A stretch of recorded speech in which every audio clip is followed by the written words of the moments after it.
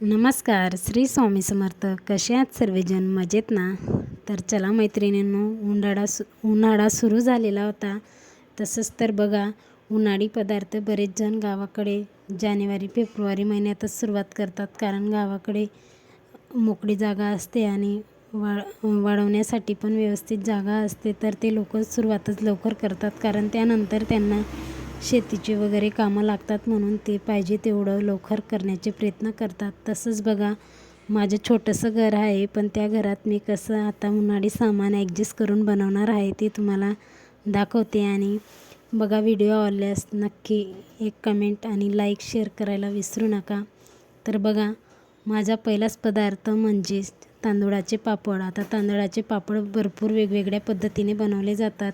प्रत्येकाची वेगवेगळी पद्धत असते, पण आमची पद्धत जरा अशी आहे. तर बघा, एक दिवस मी तांदूळ पाण्यात भिजू घातले होते. मग दुसऱ्या दिवशी त्यांना धुवून स्वच्छ पाण्यात उन्हात वाळू घातले, आणि वाळू घातल्यानंतर म्हणजे व्यवस्थित वाळल्यावरच मी दळायला घेतले. आणि दळून आणल्यावर त्यात मैदा ॲड केलेला होता. कुणी गव्हाचा वापर करतं, पण मी गहू न वापरता मैद्याचा वापर केलेला आहे. आणि त्यात बघा, फुलखार, ओवा, बडीशूप आणि नमक, असे थोडेच म्हणजे तीळ पण असते. अशा थोड्याच वस्तूंमध्ये आपला हा पदार्थ बनवून तयार होतो. पण बघा, बाकी जी प्रोसेस आहे ती आपल्याला परफेक्ट जमणं गरजेचं आहे. म्हणजे त्यात जे आपण वस्तू ॲड करतो, त्याला मसाले ते परफेक्ट ॲड करणं जरुरी असतं, नाहीतर अंदाज आपल्याला समजत नाही. त्यामुळं बघा, ह्या वर्षी आमचे सासूबाई होते आणि त्यांच्या हाताने ते सगळं परफेक्ट टाकून ते बनवत होत्या. मग आपण पण थोडंफार लक्ष दिलं आणि शिकून घेतलं तर आपल्याला पण जमणारच. त्यासाठी मी आता यावर्षी लक्ष देऊनच आता बघून घेणार होते, आणि म्हणजे कधी वेळ आल्यावर आपण पण बनवू शकतो म्हणून.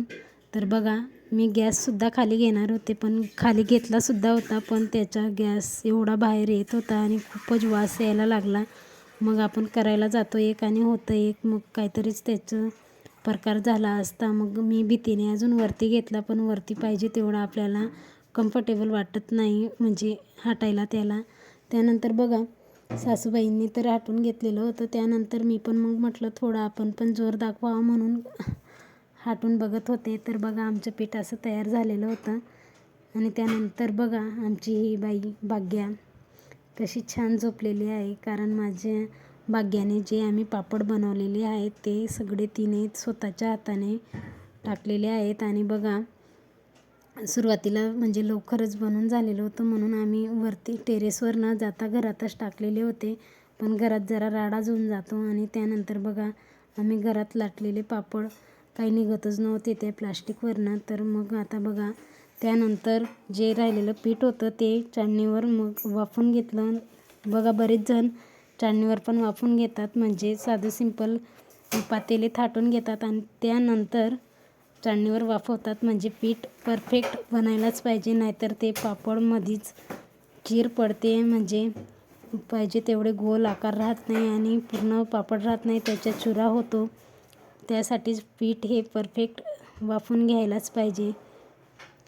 तर बघा, आता जे राहिलेलं पीठ होतं ते सासूबाई खाली बघून घेत होत्या. त्यानंतर म्हटलं चला आपण सुद्धा आता थोडे जे पीठ तयार आहे ते आता वरती घेऊन आलेले होते आणि मग लाटत होते. तर बघा, खाली आम्ही जे पापड बनवले ते तर निघाले नव्हते. मग त्यांना पुन्हा काढून मग पुन्हा त्यांना वाफवलं आणि मग बनवलं. असं काही कुटाणा झालेला होता.